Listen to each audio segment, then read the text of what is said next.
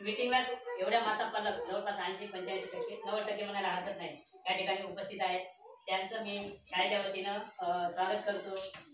विद्येची सावित्रीबाई फुले यांच्या प्रतिमेचं पूजन आदरणीय आमच्या शाळेचे मुख्याध्यापक कत्रे सर, ज्येष्ठ शिक्षक ढोकळे सर, तसेच नांदेड मॅडम व माता पालक यांना विनंती करतो की आपण प्रतिमेचं पूजन करू. हे प्रोग्राम अतिशय उत्कृष्टपणे राबवला जात आहे आणि याच्या मागचं कारण म्हणजे आपण ज्या माता आहेत, आई जे मुलांच्या बालकांच्या ज्या आई आहेत ते खरोखर त्या कार्यक्रमाला या प्रोत्साहन देत आहेत आणि हा कार्यक्रम शासन स्तरावर एकदम सुरळीतपणे छानपैकी चालू आहे. आणि याच्या मागचे उद्दिष्ट जे आहे, भारत सरकारने SSA मध्ये म्हणजे समग्र शिक्षा अभियानामध्ये प्रत्येक विद्यार्थ्यांनी आज अंगणवाडीमध्ये असणाऱ्या मुलाने ते इयत्ता 3री पर्यंतच्या मुलांना वयोगट 3 ते 9 हे जे आहे त्या मुलांना मूलभूत साक्षरता आलं पाहिजे किंवा संख्या ज्ञान असेल 1 ते 100 पर्यंतचे अंक असतील, मुळाक्षर असतील किंवा 14 कडे असेल, ते जर बेसिक फाउंडेशन त्या मुलाचं पक्क झालं तर ते मुलं भविष्यामध्ये कुठंच आणणार नाही आणि त्यांना अडथळा सुद्धा येणार नाही शिक्षणामध्ये. त्याकरिता एक आराखडा तयार केलेला आहे शासनाने. 2 अंकी 3 अंकी संख्या असतील त्या संख्यांच्या माध्यमातून त्यांना पुढे त्या शिक्षणाच्या प्रवाहात राहता आलं पाहिजे. आणि विद्यार्थ्यांमध्ये जे न्यूनगंड असतो, मला येत नाही, हा न्यूनगंड दूर करण्यासाठी शासनाने हा कार्यक्रम आयोजित केलेला आहे. हा कार्यक्रम 2027 पर्यंत चालणार आहे. आता सध्या कोणता चालू आहे 2025 आणि हा जो शासनादेश आहे जून 2021 ला त्यांनी प्रसारित केलेला आहे आणि त्या माध्यमातून हे उपक्रम कार्यक्रम त्या अंतर्गत चालू आहे. मग निपुण म्हणजे काय की आपला विद्यार्थी किंवा आपल्या भाषेत बोलू आपलं लेकरू 1ली ते 3री पर्यंत त्याला खडखड वाचता आलं पाहिजे, 100 पर्यंत अंक आले पाहिजे. आणि हे फक्त शिक्षकाची जबाबदारी नसून घरी आई वडिलांची सुद्धा जबाबदारी आहे. शिक्षक काय करतात, शाळेमध्ये शिकवतात, पूर्ण त्यांना जेवढं देता येईल तेवढं देण्याचा प्रयत्न करतात. पण काही विद्यार्थी असे आहेत, आमच्या वर्गात पण आहे, किंवा दिलेला अभ्यास काहीच करत नाहीत. आणि याचं कारण म्हणजे आई वडील लक्ष देत नाहीत. मला मान्य आहे याच्यातले जवळपास 90% 95% माता आपल्या मुलांकडे लक्ष देतात, पण काही 5-10% आहेत त्यांना कामाचा व्याप असतो. कामाचा व्याप असल्यामुळे आपल्या मुलाकडे लक्ष देणं शक्य नाही. पण वेळातला वेळ काढून आपण जेवायला जरी बसलो, आता मुलं काय करते, मोबाईलची खूप आवड असते मुलांना, युट्यूबवर गाणे वगैरे सर्च करतात, स्वतः त्यांनी वापरतात. पण आपण काय केलं पाहिजे, आपण जेवायला आपल्याला 10 ते 15 मिनिटं वेळ लागतो. मग त्या वेळेमध्ये आपल्या मुलाला एवढंच विचारायचं, आज काय शिकवलं सरांनी, तुझा अभ्यास तुम्हाला का जमत नाही त्या पुस्तकातलं.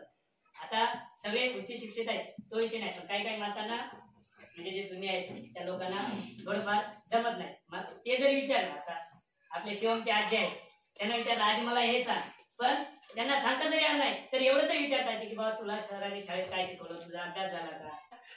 त्यामुळे ही मीटिंग आयोजित केलेली आहे. मग तुमचे पालक, आता दुसरीचे काही मुलं आहेत सर छानपैकी इंग्रजी सुद्धा वाचतात. आता रेषभ झालं, विघ्नेश झालं, रेषभ कसं आहे, बरं आहे का, शब्द पाठांतर विठ्ठल खूप छान पद्धतीने त्यांनी काम करतात. पण काही जे लेकर आहेत ते लेकर काय आपला पाल्य निपुण झाला पाहिजे. निपुण म्हणजे 1 ते 100 पर्यंतच्या संख्या, दृढीकरण आणि मराठीचं वाचन हे त्या निश्चितच त्या लेकराला आलं पाहिजे. आपण कुठेतरी कमी पडतो. आम्ही आमचा अभ्यास देतो, पण पालक काही जणांचे लक्ष देतात घरी, काही जणांचे देत नाही. पण एक आव्हान करतो तुम्हाला, आता मला अभिमान वाटते बऱ्याच माता पालक आज या पहिल्या सभेला उपस्थित आहात. फक्त घरी आपल्या मुलाचा अभ्यास घेण्यासाठी न काहीच नाही. मी मागे वारंवार हे तुम्हाला रिमाइंड करतो की सरांनी काय शिकवलं आणि तुझा अभ्यास झाला का, एवढं जरी विचारलं तरी ते लेकरू आपोआप घरी करत राहतात. तर एक तुम्हाला आव्हान सांगतो की तुम्ही घरी अभ्यास करतात पालक विद्यार्थी, काही जणांचे करत नाही. जर काय अडचणी असते तर सांगा. तुमच्या मुलाच्या प्रगतीच्या बाबतीत काही अडचणी असतील तर सांगा. जर तुम्ही सांगत नसाल तर तो विद्यार्थी त्याच रोटेशन मध्ये त्याच पद्धतीमध्ये पुढच्या इच्छेत जाणार आहे. बरोबर आहे. आपण डॉक्टरकडे जातो, डॉक्टरला आपली बिमारी सांगितल्याशिवाय त्यांना ट्रीटमेंट देईल का.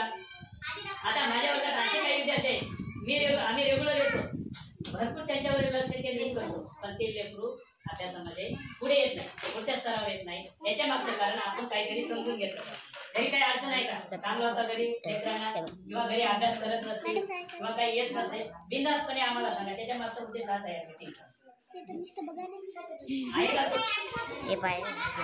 आपण त्याच्यावर इलाज काढू.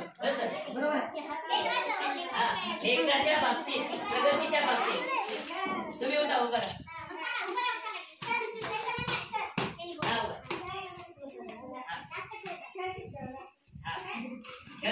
अभ्यास करत नाही,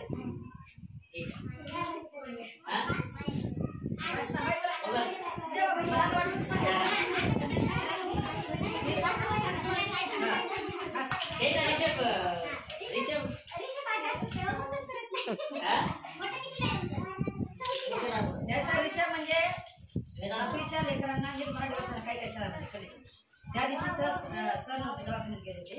इंग्रजी शब्द वाचले, मला अतिशय सरांना म्हणलो मी, मला काय आई वडिलांची भूमिका कशी असते.